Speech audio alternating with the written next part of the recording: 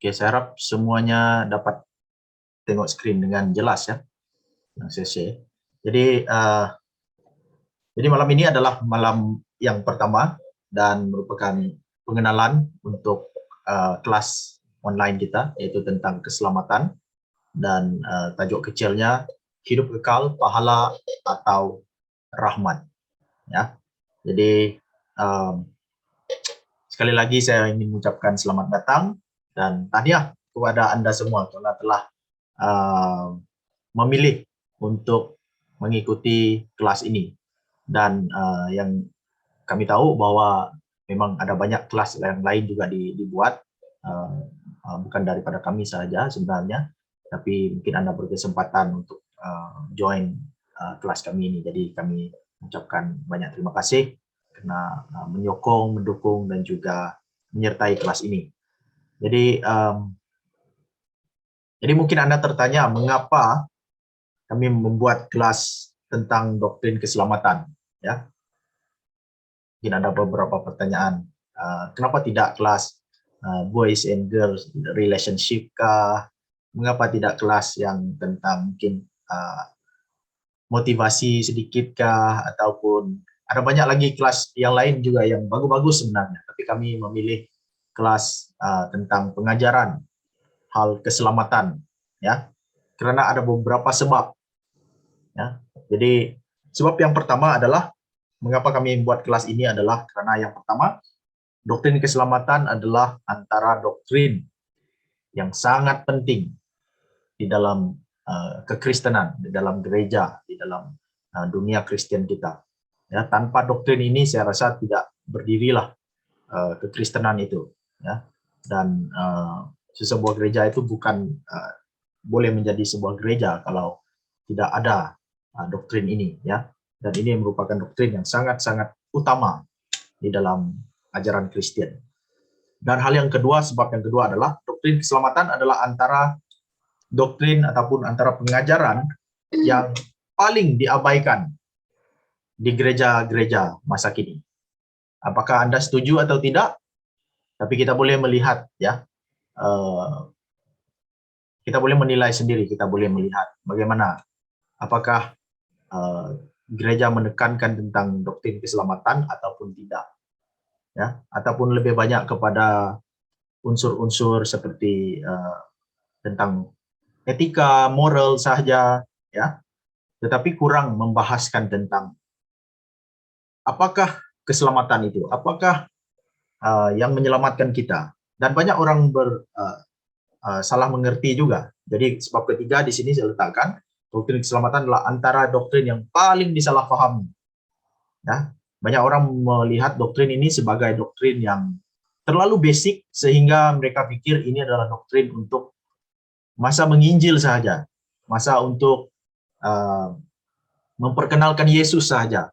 Tetapi tidak begitu ditekankan ketika sudah berada di dalam gereja, sudah menjadi orang Kristen. Tapi sebenarnya adalah doktrin ini adalah juga bukan hanya untuk orang yang belum mengenal Tuhan, tetapi juga adalah untuk orang-orang percaya, untuk lebih mendalami lagi, dan supaya kita lebih menghargai karya Kristus. Sebab itu di dalam berbagai-bagai gereja, walaupun berbagai gereja, berbagai liturgi dan sebagainya, semua itu dibina, asasnya adalah tentang karya Yesus Kristus, tentang karya keselamatan. Mengapa ada perjamuan suci?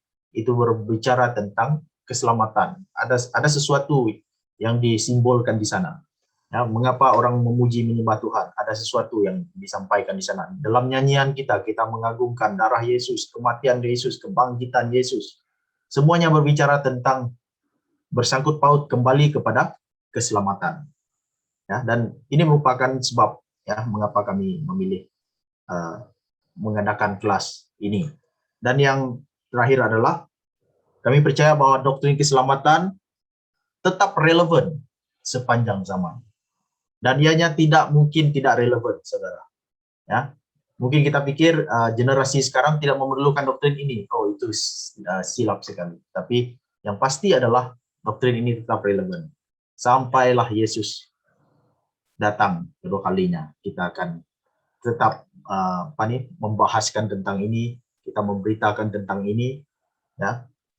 Dan di dalam situasi apapun, walaupun sekarang kita ini dalam situasi pandemik, dan mungkin message-message yang dibuat sekarang di gereja disampaikan, saya percaya banyak yang mendorong jemaat, membuat supaya jemaat lebih kuat, lebih teguh, ya. Tetapi doktrin keselamatan juga adalah merupakan asas, dan ini juga yang menjadi yang dicari-cari oleh orang sebenarnya. Karena sekarang ini pada waktu pandemik, manusia berhadapan dengan persoalan hidup ataupun mati, ya, dan orang banyak melarikan dirinya kepada sesuatu yang fana, sesuatu yang hanya sementara, saudara. Tapi tidak berlari kepada arah tujuan, melihat sesuatu yang lebih kekal, yaitu tentang keselamatan kekal, jaminan keselamatan itu, yaitu dalam Yesus Kristus. Jadi itu sebabnya atas empat inilah kami membuat kelas ini, dan saya rasa ianya sangat penting bagi kita. Mungkin ada di antara kita sudah merasa mungkin kita sudah tahu, mungkin kita sudah merasakan kita sudah mahir, tapi mari kita belajar lebih lagi.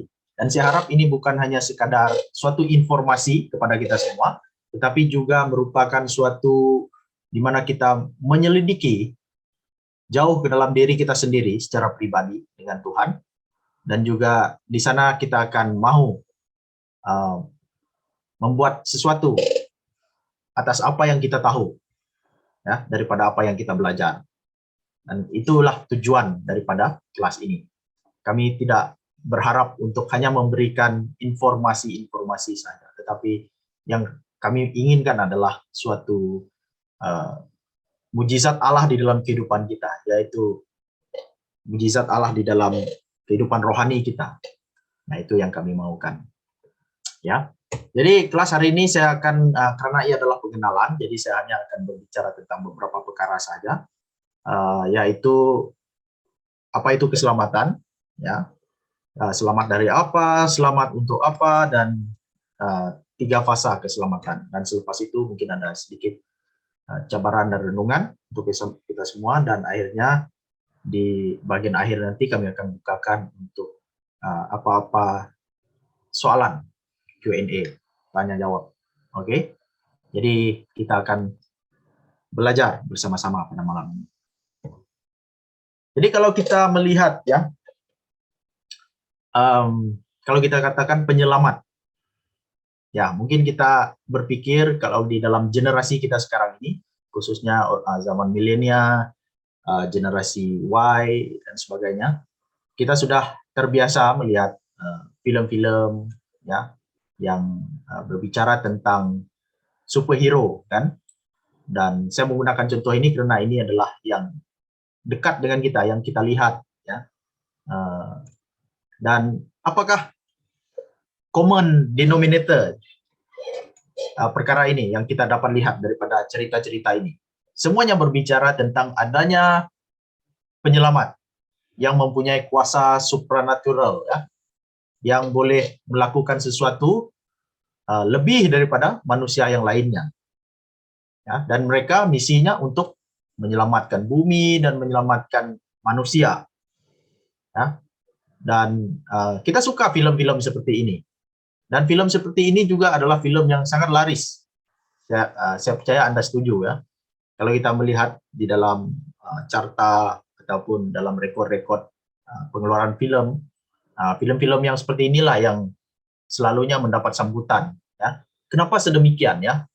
Karena di dalam diri manusia itu hauskan sesuatu, menyadari bahwa perlu adanya penyelamat, ya. Secara tidak langsung manusia menyadari bahwa manusia perlukan penyelamat, walaupun dia di dalam dunia fantasi, yang dilakukan dalam dunia fantasi, tetapi secara tidak langsung manusia sadar bahwa mereka memerlukan penyelamat, ya. Dan bila kita berbicara tentang keselamatan, kita tidak akan lari daripada penyelamat, karena penyelamat itulah yang membuat keselamatan itu terjadi, ya. Jadi di dalam situasi pandemik sekarang ini pun kita tahu bahwa kita perlukan keselamatan, ya.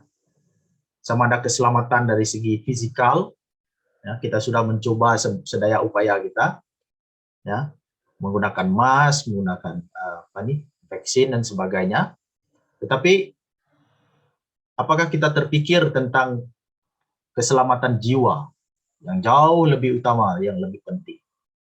Nah, dan jadi dari sinilah kita mau melihat betapa relevannya keselamatan ini, konsep keselamatan ini, ya, dalam situasi yang sekarang. Banyak orang, kita melihat di Malaysia case naik kan, dan case bunuh diri juga semakin meningkat. Ya. Orang sudah buntu, orang sudah hilang arah, tidak tahu kemana lagi mau pergi, dan akhirnya mengambil keputusan yang salah di dalam kehidupan mereka sehingga melakukan hal yang sedemikian. Jadi saudara, penting untuk kita tahu pengharapan kita di dalam Tuhan, penting untuk kita tahu konsep keselamatan ini, dan saya percaya saudara, kalau kita menangkap ini dan juga kita menerimanya dengan iman, saya percaya bahwa itulah keselamatan bagi kita sendiri secara pribadi, hubungan pribadi kita dengan Allah.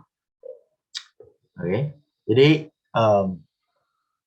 untuk meneruskan, ya, jadi apa itu keselamatan? Kalau kita melihat, saya berikan sedikit secara akademik sedikit lah, ya, tapi tidak banyak, saudara. Jangan rasa stres ataupun rasa wow ini terlalu dalam ataupun akademik. Ini cuma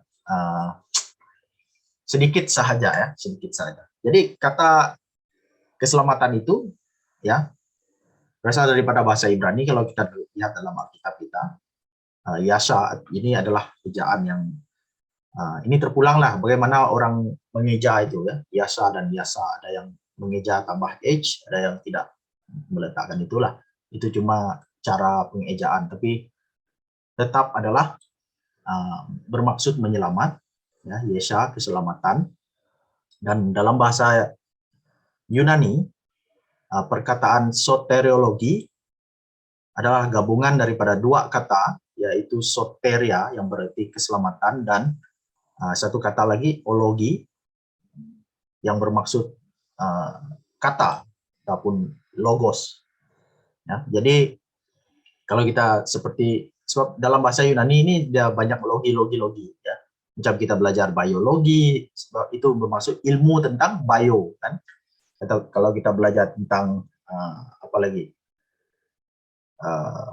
banyaklah teologi tentang Tuhan. Jadi dia banyak ogi di ujungnya. Jadi itu bagaimana perkataan ini digunakan pakai, ya. Dan contoh penggunaan kalau kita lihat di dalam Alkitab, contoh kata Yasha dan Yesha ini, kalau dalam 2 Samuel 22 ayat 3, jadi ini bila perkataan itu menyebut keselamatan, jadi dia akan menggunakan kata ini, ya, Yesha dan Yasha, juru selamat Yasha, ya. Dalam Keluaran 14:13 juga sama, lihatlah keselamatan dari Tuhan. Di sini digunakan perkataan Yeshua, ya. Jadi itu yang digunakan di dalam Alkitab. Kalau dalam Perjanjian Baru pula, karena dia ditulis dalam bahasa Yunani, maka dia menggunakan kata soteria untuk kata keselamatan itu. Jadi dia menggunakan, dan keselamatan tidak ada dalam siapapun juga selain dalam dia. Jadi kata di sini yang dipakai adalah soteria, ya. Dan banyak lagi sebenarnya perkataan soteria ini disebut, tapi ini adalah secara ringkas lah saya beritahu kita semua. Jadi kalau kita mau mendefinisikan ataupun kita mau menjelaskan apa maksud keselamatan ini, ya, secara kita nak merangkumkan semuanya, selamat itu apa? Keselamatan itu apa? Ya. So, saya memetik daripada seorang penulis lah. Jadi dia mengatakan kata keselamatan adalah terjemahan dari kata Yunani soteria yang berasal dari kata soter, berarti penyelamat.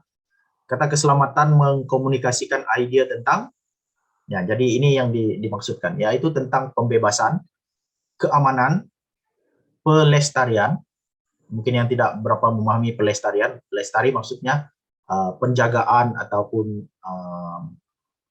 preservation, ya, dalam bahasa Inggris preservation. penjagaan, pemeliharaan, itu maksudnya pelestarian. Lepas itu kesehatan, pemulihan, dan penyembuhan.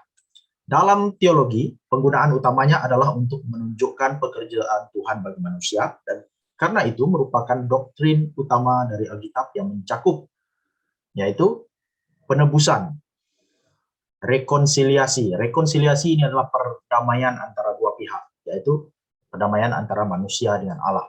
Ya. Dan selepas itu pendamaian, keyakinan, pertaubatan, iman, kelahiran kembali. Nah, ini pun termasuk dalam keselamatan itu. Pengampunan, pembenaran, pengudusan, sekali lagi pelestarian, dan pemuliaan. Ya. Jadi semua ini adalah satu package lengkap daripada keselamatan itu sendiri.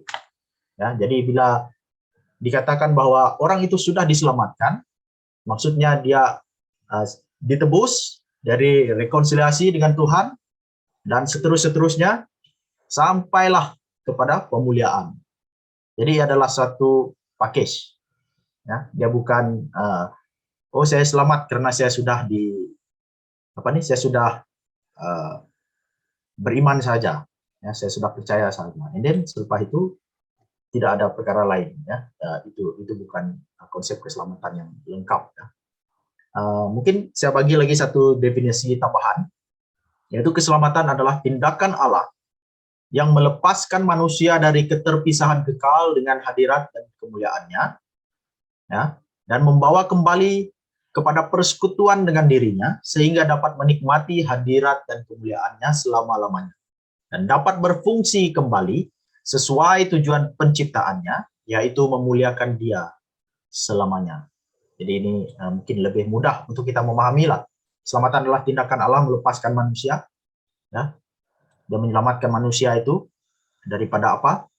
Keterpisahan kekal dengan hadiratnya dan kemuliaannya. Jadi Tuhan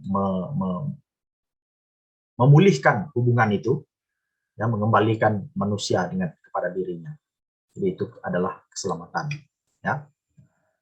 Jadi bila kita berbicara tentang keselamatan, secara overview-nya, selamat dari apa? Apa yang kita maksudkan dengan selamat ini sebenarnya, saudara? Ya, apakah selamat dari pencuri, selamat dari pembunuh dan sebagainya? Jadi selamat dari coronavirus, ya. Jadi selamat dari apa? Jadi kalau kita mau melihat daripada konsep Alkitab di Perjanjian Lama, kalau kita membaca seluruh Perjanjian Lama, kita akan mendapati bahwa konsep keselamatan dilihat dari segi pembebasan, pelepasan daripada musuh, penjajah, kesakitan dan sebagainya. Ini aspek, kalau kita melihat di Perjanjian Lama, dia lebih banyak pada aspek fisikal, ya. Dan kita boleh melihat contoh-contoh bagaimana Allah membebaskan Israel daripada Mesir. Lepas itu Allah juga membangkitkan para hakim, penyelamat di kitab Hakim-Hakim, ya, pada zaman raja-raja, bagaimana Allah membangkitkan raja untuk menyelamatkan orang Israel pada waktu itu. Jadi kebanyakannya di Perjanjian Lama kita melihat bahwa aspek fisikal ini lebih menyerlah, ya, itu keselamatan dari segi fisikal. Ya. Kalau di Perjanjian Baru, barulah kita melihat ada dua aspek, ya. Ya, bukan saja aspek fisikal, tetapi juga merangkumi aspek rohani, ya. Dan Yesus sebagai contohnya menyembuhkan orang sakit, ya, ini fisikal, ya. Tapi kadang-kadang ada di mana orang itu bertaubat, dan maka itu menjadi aspek rohani, ya. Dan Yesus melepaskan orang dari roh jahat, contohnya meredakan rumput dan ombak dan sebagainya, dan membangkitkan orang mati. Tetapi yang paling utama adalah Yesus menyelamatkan manusia dari apa? Daripada dosa dan akibat dosa. Jadi itu adalah sebenarnya selamat dari apa? Ada suatu hal yang lebih besar daripada COVID, lebih besar daripada yang lainnya, sakit dan sebagainya, yaitu Tuhan melepaskan ataupun menyelamatkan manusia daripada dosa dan akibat daripada dosa itu. Nah, jadi kalau kita melihat contoh, saya akan memetik banyak Alkitab pada malam ini ya. Jadi Anda boleh melihat Alkitab Anda sendiri dan boleh membaca ya. Kalau kita melihat bagaimana Yesus ketika sebelum dia dilahirkan, dia sudah dikatakan apa yang Alkitab katakan tentang dia. Kalau kita lihat di sini ayat 21 mengatakan, ia akan melahirkan anak laki-laki dan engkau akan menamakan dia Yesus, karena dialah yang akan menyelamatkan umatnya dari dosa mereka. Jadi ini sangat penting. Perlu kita tahu bahwa Tuhan menyelamatkan manusia dari dosa. Nah, mungkin akan timbul persoalan-persoalan lain nanti, tapi tidak mengapa ya. Yang kedua, Roma 6:23, ayat yang bagi saya sangat famous juga ayat ini. Sebab upah dosa ialah maut. Tadi saya katakan bahwa Yesus menyelamatkan manusia daripada dosa dan akibat daripada dosa. Akibat daripada dosa adalah apa? Yaitu adalah maut. Nah, jadi kita tahu itu. Jadi maut adalah musuh yang ditakuti oleh manusia. Sebenarnya manusia semua kita berhadapan dengan satu reality yang akan terjadi bagi setiap orang akan memikirkan reality ini, yaitu tentang maut, tentang kematian. Bukan saja kematian fisikal, saudara, tetapi ada satu lagi, yaitu keterpisahan kekal kita daripada hadirat Allah, yang itu disebut sebagai kematian rohani. Ya, kita terpisah daripada Tuhan. Dan seterusnya adalah murka Allah. Nah, kita selamat dari apa? Daripada murka Allah. Lebih lagi, dalam Roma 5:9 mengatakan, kita sekarang telah dibenarkan oleh darahnya, kita pasti akan diselamatkan dari murka Allah. Jadi kita diselamatkan supaya kita tidak mengalami murka Allah itu. Ya, dan murka ini yang disebut lagi di 1 Tesalonika 1 ayat 10 mengatakan itu adalah murka yang akan datang. Ya, di mana Allah akan menghukum dosa, orang berdosa yang tidak menaruh iman di dalam Yesus Kristus. Nah, dan juga di dalam 2 Tesalonika 1:8-10 mengatakan tentang hukuman kekal. Ya, karena di sini mengatakan mereka yang tidak mau mengenal Allah dan tidak mentaati Injil Yesus Tuhan kita. Jadi mereka ini akan menjalani hukuman kebinasaan selama-lamanya. Dijauhkan dari hadirat Tuhan dan dari kemuliaan kekuatannya. Nah, jadi ini sangat menakutkan ya. Ini suatu reality yang manusia akan menghadapi bagi yang tidak mau percaya, yang tidak mau kembali kepada Allah, tidak mau direkonsiliasikan, diperdamaikan dengan Allah. Nah, jadi ini suatu yang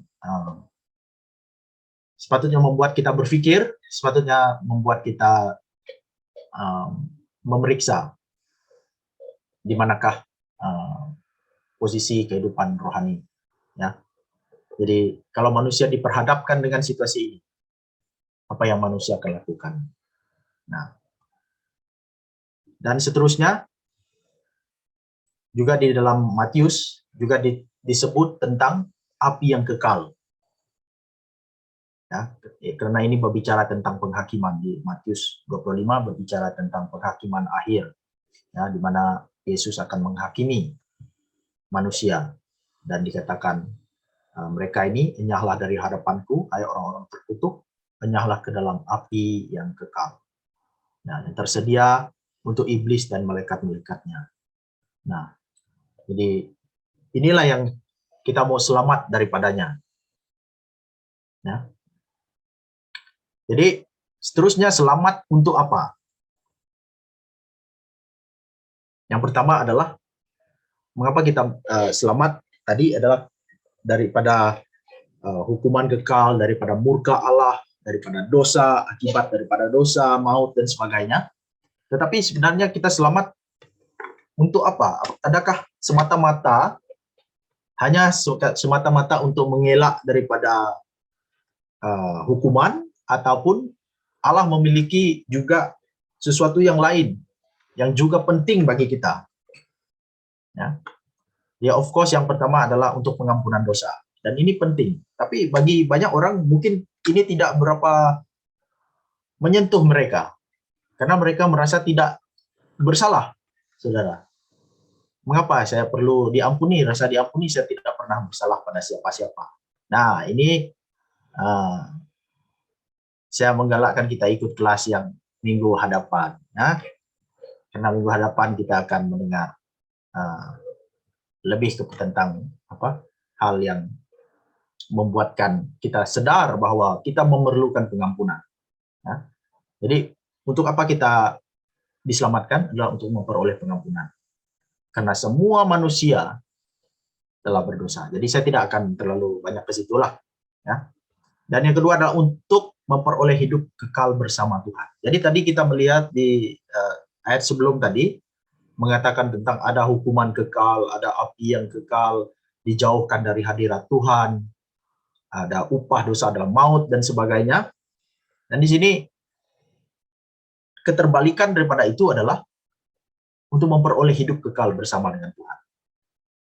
Nah, jadi mungkin ada orang juga berpikir, seronok hidup kekal bersama Tuhan? Tidak bosan nggak?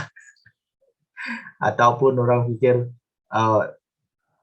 kalau menyembah Tuhan itu tidak berhenti-henti, tidak bosan nggak? Ya, di surga.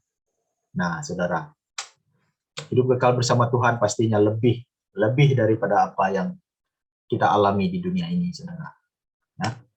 Nah, itu yang kedua. Seterusnya adalah untuk berhubungan, berdamai dengan Tuhan. Nah, ini penting, ya, karena kalau kita belajar daripada Alkitab, kita mengerti bahwa manusia dengan Allah itu terpisah oleh karena dosa, dan itu perlu dipulihkan. Sebab itu manusia memilih jalan sendiri. Kita melihat manusia di luar Kristus. Kita sepertinya tidak sadar bahwa ada Tuhan. Nah, kita melakukan sesuatu, kita mengejar sesuatu untuk diri kita sendiri, untuk kepentingan kita saja, tapi kita tidak sadar bahwa ada Tuhan. Nah, jadi kita perlukan pemulihan daripada hubungan kita dengan Allah. Kita diperdamaikan dengan Allah. Ya, diterima kembali dengan Tuhan. Dan seterusnya adalah untuk melakukan pekerjaan atau perbuatan baik. Nah, ini pun penting, saudara. Mengapa kita diselamatkan? Semata-mata supaya kita selamat, supaya itu sudah habis cerita. Tidak ada tujuan daripada itu. Tapi saudara, orang yang diselamatkan di dalam Tuhan Yesus mempunyai tujuan, dan Allah mau supaya mereka ini melakukan perbuatan baik, pekerjaan baik. Ya. Dan akhirnya adalah untuk kemuliaan Tuhan. Apakah tujuan daripada keselamatan itu? Tujuan akhir daripada segalanya adalah kemuliaan Tuhan. Itu yang terutama. Jadi kalau kita melihat dalam Alkitab, di mana dikatakan Kisah Para Rasul 10:43 contohnya, ia akan mendapat pengampunan dosa oleh karena nama Yesus. Jadi pengampunan dosa. Dan ini kalau kita memiliki hati nurani yang jujur, kita mengatakan bahwa saya berdosa, saya telah melanggar perintah Tuhan, saya jahat, ya. Tapi masalahnya kita mungkin berpikir bahwa kita nih oke-oke saja, kan? Nah, jadi minggu depan lah, itu bukan bagian saya, tapi kita akan lebih memahami itu minggu hadapan. Yohanes 3:16, ayat yang sangat famous. Nah, untuk hidup kekal. Jadi siapa yang percaya kepada Yesus, dikatakan beroleh hidup yang kekal, saudara. Di ayat ini pasti kita tahu. Seterusnya Roma 5 ayat yang pertama adalah mengatakan yang dibenarkan karena iman, kita hidup dalam damai sejahtera dengan Allah. tidak ada lagi permusuhan, tidak ada lagi pemisahan antara kita dengan Allah yang sudah percaya kepada Yesus, yang sudah beriman kepada Yesus. Kita didamaikan, ada hubungan baik dengan Tuhan. Nah, terusnya Efesus 2 ayat 10 yang tadi saya sebutkan tentang untuk melakukan perbuatan baik, pekerjaan baik. Jadi tujuan daripada Allah menyelamatkan kita adalah untuk ini. Karena firman Tuhan mengatakan diciptakan dalam Kristus Yesus ya, untuk melakukan pekerjaan baik. Nah, jadi tidak ada alasan untuk orang percaya mengatakan dia tidak perlu berbuat baik. Tapi sebaliknya ini adalah wajib bagi setiap orang. Dia tidak wajib untuk mendapat keselamatan, tetapi dianya wajib sebagai orang percaya, sebagai gaya hidup orang percaya, sebagai orang-orang beriman, untuk hidup dalam berbuat baik. Ya, karena itu panggilan orang percaya, untuk bersinar, untuk menjadi garam, menjadi terang, menjadi saksi Kristus kepada orang lain. Jadi itu penting, ya. Dan seterusnya untuk kemuliaan Tuhan. Nah, jadi kita akan baca semuanya. Jadi, apakah tujuan Allah menyelamatkan kita? Semata-mata untuk kemuliaan Dia. Nah, tidak ada sesuatu yang daripada kita sebenarnya yang membuatkan Allah begitu sayang untuk menyelamatkan kita. Dia sayang semata-mata karena daripada dirinya sendiri ada kasih. Ya. So itu di ayat Yohanes 3:16 mengatakan karena begitu besar kasih Allah. Dan bukan karena because we are so lovely that God love us, tetapi karena Allah itu penuh kasih. Ya, dia memanifestasikan kasihnya itu dengan memberikan juru selamat, penyelamat, satu-satunya penyelamat. Dan untuk apakah tujuan akhirnya adalah untuk kemuliaan Tuhan.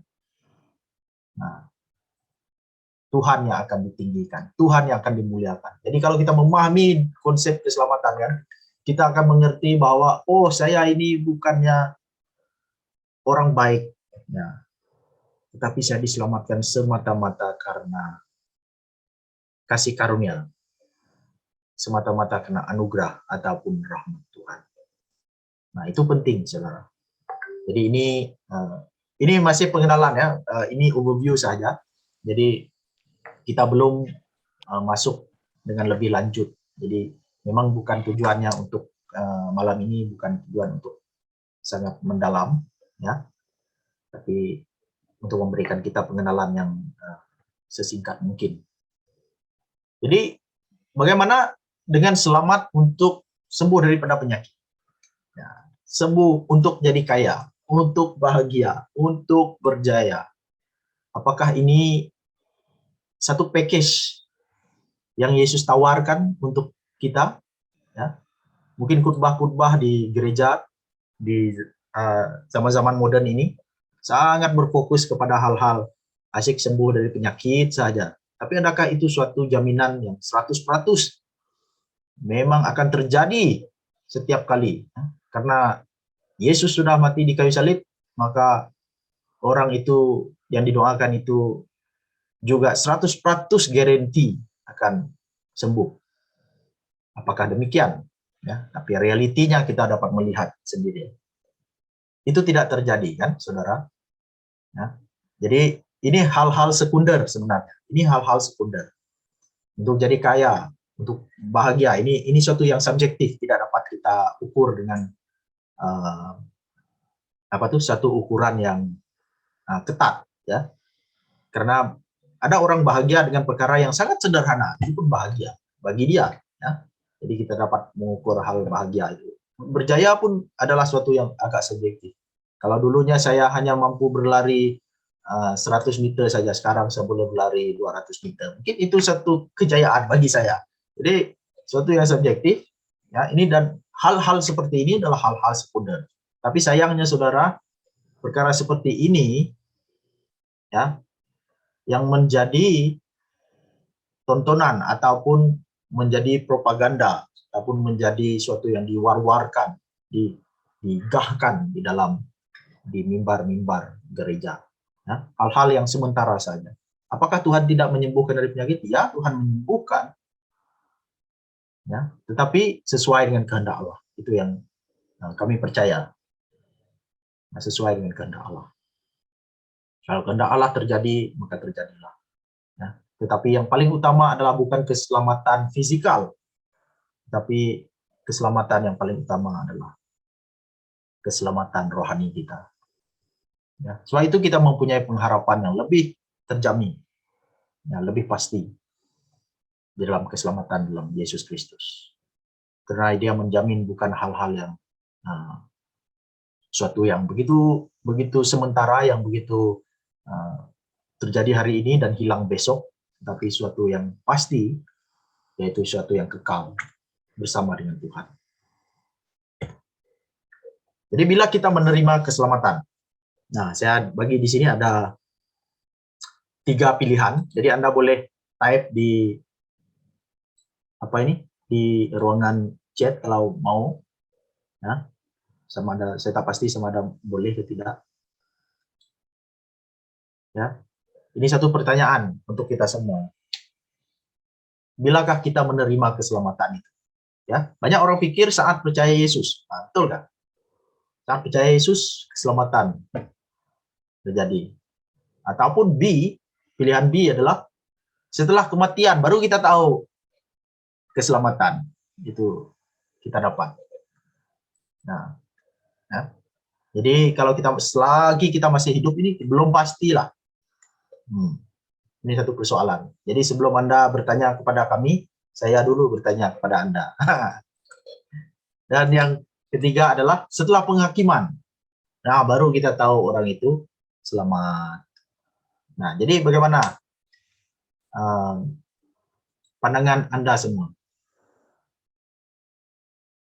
Anda boleh letakkanlah di ruangan chat ini, sama ada A kah, B kah, ataupun C kah, supaya kelas kita agak tidak kaku dan kita lebih nampaknya berinteraksi dengan satu sama lain. Jangan takut, ya, tidak ada itunya. Ada yang sudah menjawab. Abigail yang mengatakan Ada siapa lagi? Kenapa ada 3 pilihan saja? 3 pilihan sajalah dekat ini. Wizri juga.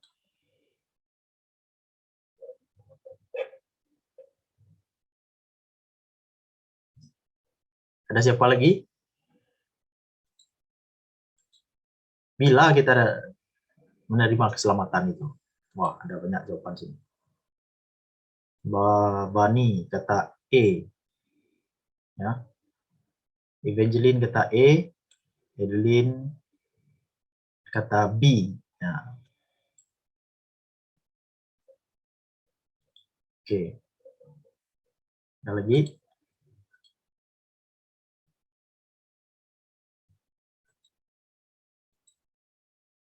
Preston Elliot kata Ya, send to everyone, ya. Estaniva pun kata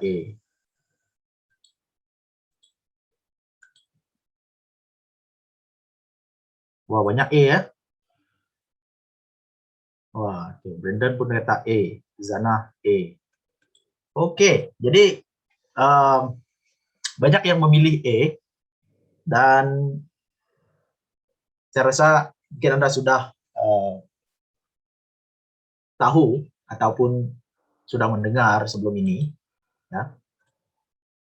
Jadi bila kita menerima keselamatan itu, nah, jadi malam ini saya berikan sedikit overview tentang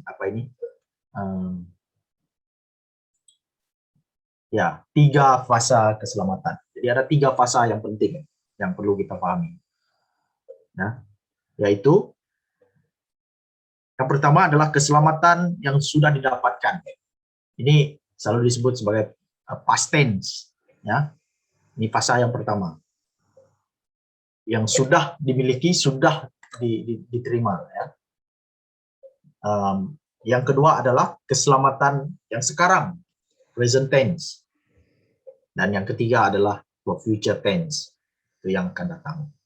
Nah, jadi kalau kita melihat ini satu persatu, ya, keselamatan yang sudah didapatkan ini, kalau kita melihat di dalam Alkitab, kan, kita akan banyak menemukan ayat-ayat di mana penggunaan past tense itu sudah dipakai. Sepertinya kalau dalam bahasa Inggris dia lebih jelas, dia akan kata save, kan, save, ada ed ujungnya, telah diselamatkan ataupun sudah diselamatkan. Ya. Kalau saya ingin membaca, contohnya Anda boleh buka dalam Titus, coba buka dalam Titus 3 ayat yang kelima. Ya, di mana dikatakan pada waktu itu dia telah menyelamatkan kita. Ya, dia menggunakan perkataan di sana, dia telah menyelamatkan kita. Jadi suatu yang sudah terjadi, ya, sudah terjadi. Dan seringkali juga kita mendengar ataupun membaca suatu ayat di mana dikatakan dia sudah berpindah daripada maut kepada hidup. Nah, orang yang percaya, dikatakan orang percaya sedemikian. Jadi itu sudah terjadi. Ya. Dan bila kita baca di dalam Kisah Para Rasul, contohnya dikatakan orang-orang yang diselamatkan, ya, sebenarnya orang yang telah diselamatkan. Nah, jadi itu sudah terjadi, ya, past tense. Ya. Yang kedua adalah keselamatan yang sekarang, saat ini. Nah, ini adalah suatu, jadi keselamatan adalah suatu proses yang mana bukan hanya pada waktu orang itu menerima ataupun percaya kepada Yesus, tetapi juga ia berterusan. Ya, ia berterusan. Bahkan pada saat ini dia masih percaya. Oke, dia masih percaya. Sebab itu kita baca dalam Filipi contohnya mengatakan kerjakanlah keselamatanmu, kan? Dia tidak berkata kerja supaya mendapat keselamatan, tetapi kerjakan keselamatan itu berarti ya keselamatan itu sudah dimiliki, tetapi dia mengerjakannya. Maksudnya dia membuatkan keselamatan itu nampak berbuah daripada gaya kehidupannya. Nah, itu yang dimaksudkan. Jadi keselamatan yang sekarang. Oke. Dan yang ketiga itu adalah suatu yang future. Yang ini adalah akhir daripada fasa keselamatan itu, yaitu pemuliaan ataupun glorification, ataupun boleh kita katakan kesempurnaan. Nah, karena di dunia ini sekarang kita belum sempurna, kan, saudara? Semua kita tahu bahwa kita tidak sempurna, tidak ada seorang pun yang sempurna, dan tidak mungkin tercapai kesempurnaan secara fisikal, secara dalam jiwa kita, dalam pikiran kita.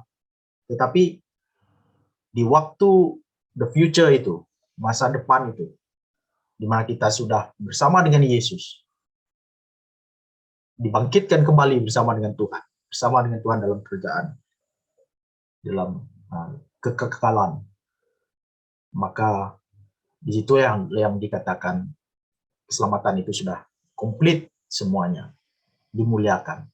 Ya, jadi itu secara ringkas tentang 3 pasal keselamatan. Jadi tadi kalau pertanyaan itu berbicara tentang bila kita menerima keselamatan itu, ya bermula pada saat kita percaya. Dan semua banyak di antara Anda menjawab dengan baik, ya. Jadi ia bermula dari sana, dia tidak berhenti, ya. Dia bukan pada waktu dulu lepas itu berhenti di saat present tense, dia berhenti. Itu bukan keselamatan lagi namanya, saudara. Keselamatan dia mesti sampai kepada pemuliaan, ya. Jadi sebab itu banyak persoalan-persoalan teologi akan muncul. Banyak orang akan muncul dengan pertanyaan apakah orang itu boleh hilang keselamatan dan sebagainya. Karena orang mungkin karena mereka belum memahami konsep tentang fasa ini, jadi mereka hanya melihat satu aspek dan akhirnya mengabaikan aspek yang lain. Tetapi kalau kita melihat keselamatan secara utuh, secara seluruhnya, kita mendapati bahwa ya harus daripada past tense sampailah kepenggenapan itu, ya, dan ia tidak akan berhenti, rantaian itu akan berlangsung. Kalau Allah menyelamatkan orang itu, Allah akan memastikan bahwa orang itu tetap di dalam iman dan seterusnya, dan dia juga akan sampai kepada kesempurnaan dan pemuliaan bersama dengan Tuhan. Oke, jadi itu adalah secara overview ataupun garis besar yang boleh kita lihat. Jadi di sini saya menggunakan grafik ini untuk memudahkan lagi kita melihat. Ya, kalau di sini adalah tentang urutan keselamatan. Ya. Jadi kita melihat di sini ada masa lalu, ya, ada masa kini, dan masa yang akan datang. Dan kalau kita melihat apa yang dahulunya adalah kita melihat sebenarnya daripada pemulaan ada pemilihan Allah, lepas itu ada panggilan Tuhan, dan panggilan ini maksudnya pemberitaan Injil di sinilah terjadi.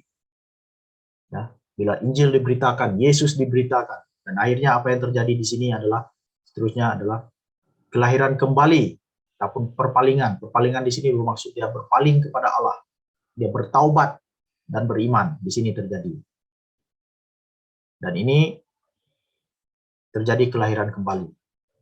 Ya, dan pembenaran, dan di mana posisi orang percaya adalah seterusnya daripada itu adalah proses pengudusan dan terus menerus, dan akhirnya barulah pemuliaan. Itu adalah matlamat akhir. So itu tadi ada disebut tentang 3 fasa. Ya. Jadi kalau kamu adalah orang percaya, jadi Anda adalah dalam posisi ini, ya, posisi pengudusan. Kita dalam proses. Kita didisiplinkan, kita ditegur firman Tuhan, kita diajar firman Tuhan, kita mengalami proses ini. Ya. Dan kita hanya menunggu waktu kita kembali kepada Tuhan, saudara. Nah, jadi ya sampai di sini saya punya ini, dan saya ingin memberikan kita sedikit renungan lah sebelum kami bukakan untuk Q&A. Jadi dalam 1 Timotius 1:15 hingga 16, ini tulisan Paulus mengatakan demikian. Perkataan ini benar dan patut diterima sepenuhnya. Kristus Yesus datang ke dunia untuk menyelamatkan orang berdosa. Dan di antara mereka, akulah yang paling berdosa.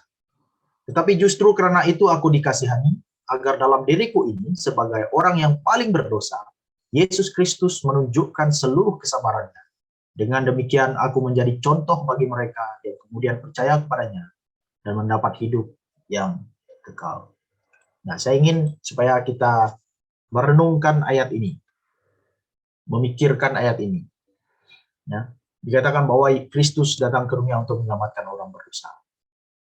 Dan Paulus, seorang rasul, dia berkata, dan di antara mereka akulah yang paling berdosa. Nah, ini sangat penting, saudara, karena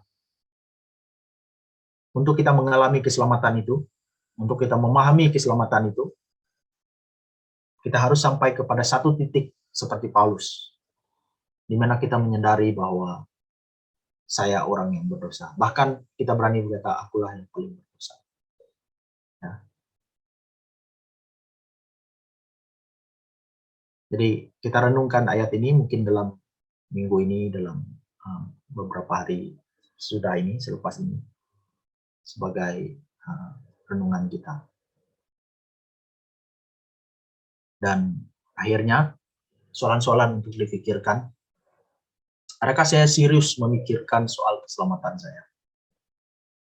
Dan apa yang harus saya lakukan? Nah, jadi mungkin selama ini, ya, apa yang kita pikirkan? Ya. Tidak salah kita berpikir tentang masa depan kita, tentang apakah hala tuju kehidupan kita di dunia ini. Tapi apakah kita sudah ataupun sudah memikirkan tentang sesuatu yang lebih lagi kekal nilainya, yaitu tentang keselamatan. Ya. Dan apa yang harus saya lakukan untuk hal ini.